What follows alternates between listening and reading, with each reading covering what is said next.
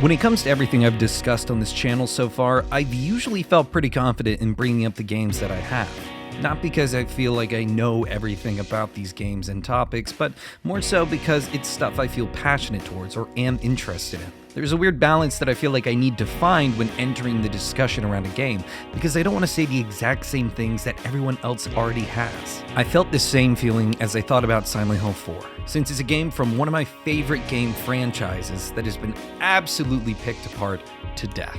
If you've heard anything about Silent Hill 4, you've probably heard people say that it's the black sheep of the series. It's not as good as 2 or 3, or even that it killed the franchise. This is a game that has been analyzed and dissected on the internet since it was released. Even on YouTube, you can probably find hundreds of videos that review the game and break down every element behind it. I realized all of this when I was thinking about making a video on this game, and it put me between a rock and a hard place.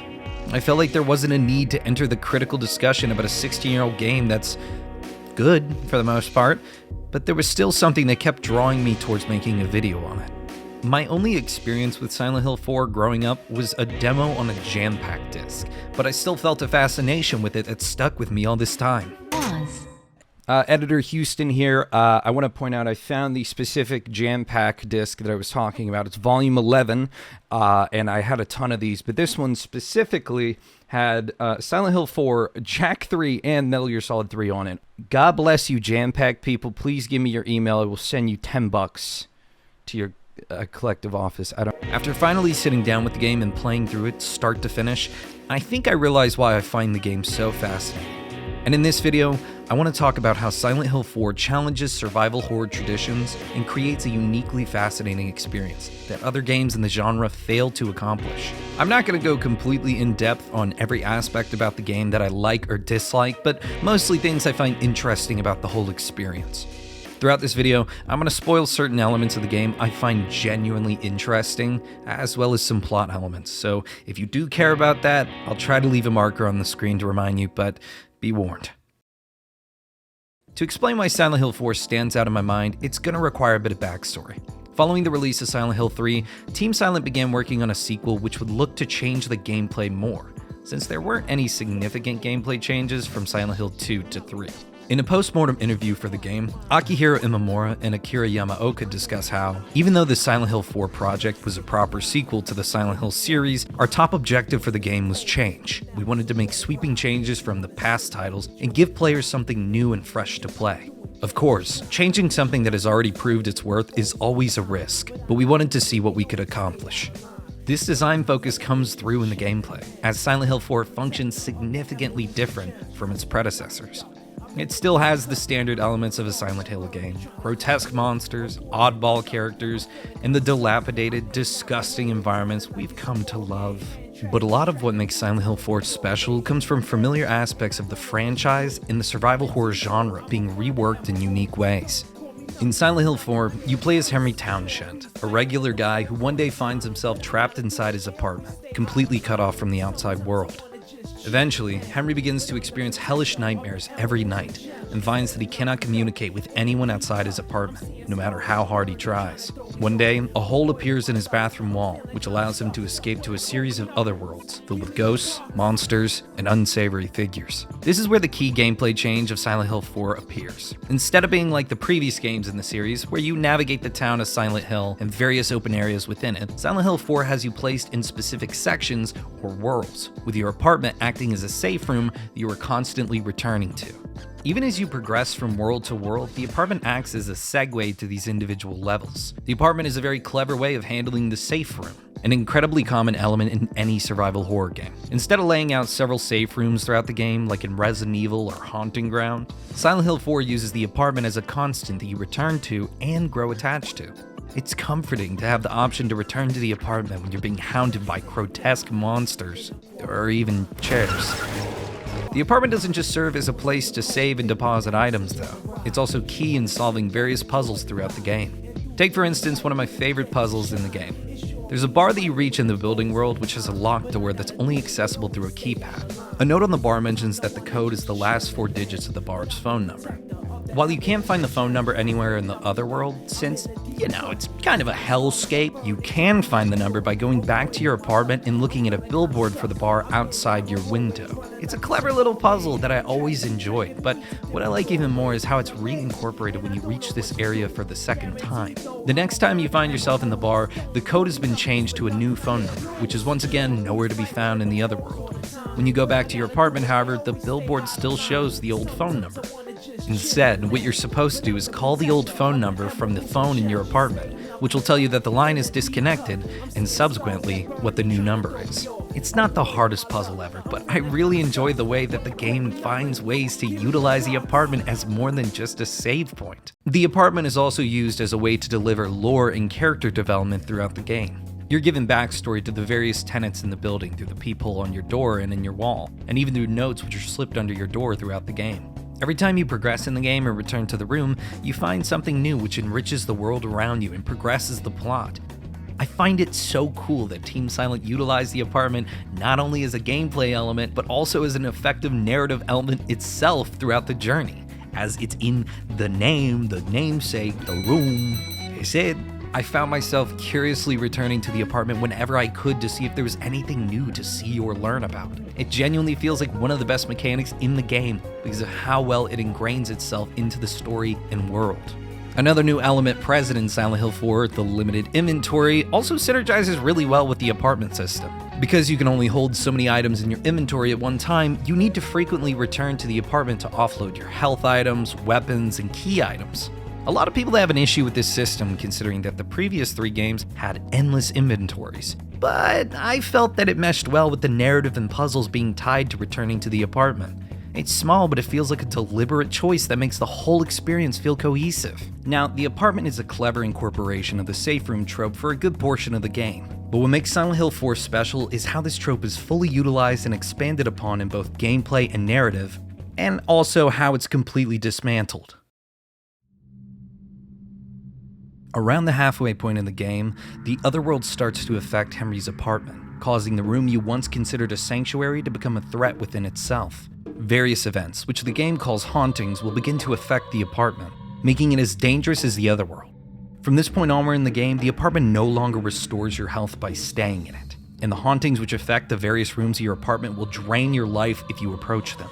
This opens up a new game mechanic where you have to use holy candles and saint medallions, which are found throughout the various other worlds, to cleanse your apartment of its new spooky inhabitants. Not being able to passively heal in the apartment opens up a whole new set of challenges, since you have to be actively conscious of your healing and cleansing items. You ask questions to yourself like, how conservative should I be with my health items if I know that I can't actually heal whenever I want anymore?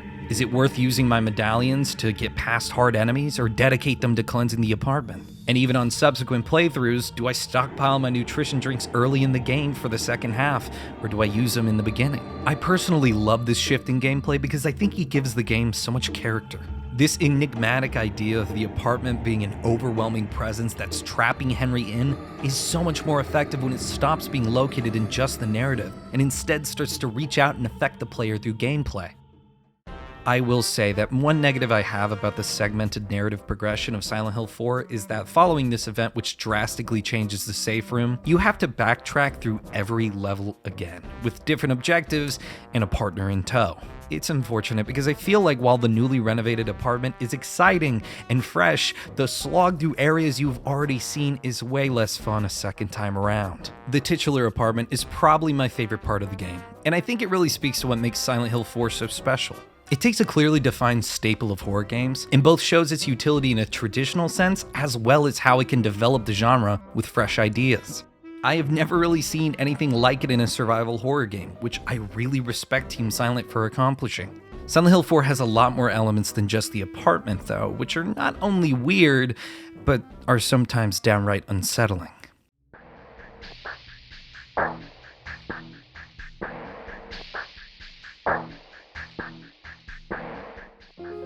This section is going to be a lot less focused than the previous one because it's more so a combination of all the little things that stuck out to me as weird or unique. I mean, it would be ridiculous to say that Silent Hill is a stranger to the uncanny, but Silent Hill 4 really does some weird shit. Starting off, the enemies in the game are a hodgepodge of not only the traditional Silent Hill affair, namely dogs, terrifying babies, and giant lady creatures who burp, but also ghosts that will ceaselessly follow you throughout levels and, more importantly, are unkillable. It's a pretty interesting dynamic with mixed results at times. I think it's interesting in terms of gameplay since you experience a constant harassment from this unstoppable force both in your apartment and in the other worlds, as well as the fact that it requires you to consider your pathing carefully, especially when you have a companion with you. Now, it doesn't always pay off since I usually found myself sprinting by them, but I never felt a crazy amount of frustration with them throughout my playthroughs. One aspect of the ghosts I do love is the incorporation of them into the narrative of the game. Editor Houston here. I don't know what point I was trying to make, and it was due to a lack of media literacy and knowledge and research about this game. My point was going to be, oh, it's weird that the ghosts are so important to the story, but the normal enemies aren't, because the normal enemies are usually manifestations of something like James or whoever felt in the previous games. But that's not true. All the creatures are representations of Walter, who's... I don't even think I've brought him up in the video yet. Walter's feelings towards like women and people. So I don't know what the hell point I'm trying to make. Fuck it. Regardless, the ghosts in Silent Hill 4 function differently than those other enemies because they're actually the victims of Walter Sullivan, the main antagonist of the game. Instead of functioning as a manifestation or representation of anything Henry is feeling, these are the people that you have been learning about throughout the entirety of the game who were slain in Walter's attempt to complete the 21 Sacraments. It's fascinating as you piece together this puzzle throughout the game and realize when notes you read are specifically referring to certain ghosts that have been pursuing you. It helps tie everything together in the narrative for you to experience interactions with the previous victims of the 21 Sacraments, as well as those who are being targeted and killed in the present. Since Henry is slated to be the last victim necessary for the ritual to be complete, you also feel an unsettling connection to the ghosts who are stalking you, as if you know your turn is coming up. It even feeds into the gameplay element of not being able to kill any of the ghosts, since they'll never be freed until the ritual is complete. Another element that makes Silent Hill 4 stand out for me is Walter himself, since he's probably one of the more interesting Silent Hill antagonists in my mind. I'm not too keen on breaking down the entirety of Walter's backstory and the significance of everything in the game in relation to him, but there are some key elements of his inclusion in the game that I love.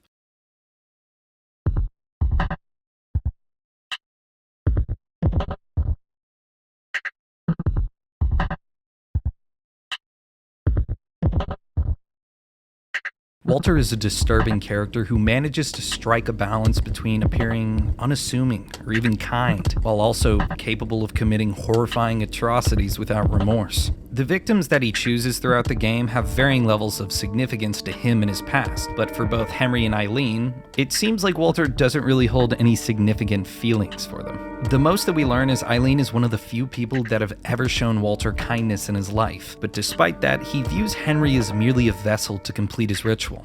Even when you learn about Eileen's kindness to Walter, he shows no interest in attacking you.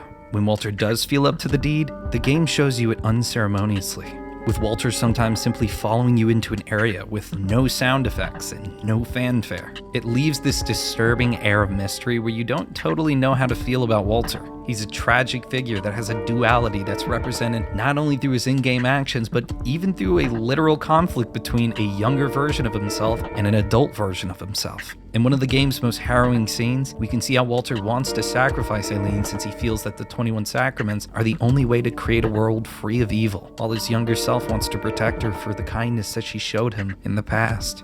I feel the same uncertainty about Walter that I feel when I hear the song Resting Comfortably, which plays as you explore the apartment world near the end of the game. There's something peaceful and calming about it, but with the context of Walter's pain and suffering, especially when you're in the place that it occurred, it becomes an uneasy reminder about the evils of the world around you.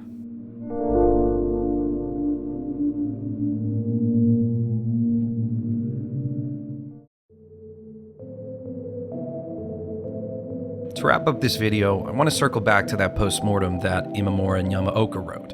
It's a fascinating read, which breaks down the purpose behind design choices in the game's development, as well as what the devs think worked and failed. As I mentioned earlier, the developers were aware that there was very little change from Silent Hill 2 to 3, which is why this game was viewed with change in mind. These changes are what make Silent Hill 4 The Room so divisive. It was a conscious effort to shake up the formula of the series, as well as the survival horror genre.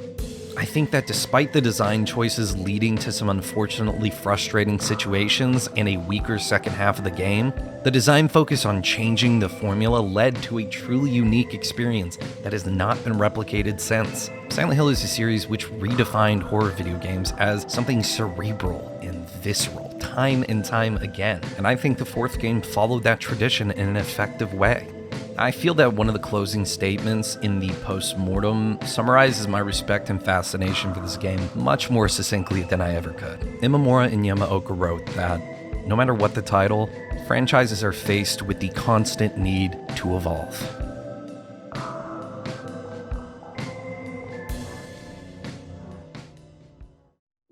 And that's basically it. Thank you for watching. Sorry that this took so long to come out. I started this video, I think, over a year and a half ago, probably more at this point, but yeah, I just sort of put it on the back burner and never really got around to finishing it. So I'm happy that it's done. I appreciate anyone who's watched the entire thing, anyone who watched the Haunting Ground video and commented on that too. I really appreciate all the comments. And yeah, I'm excited to work on other video ideas. So yeah, look forward to those, and I will see you guys in the next one.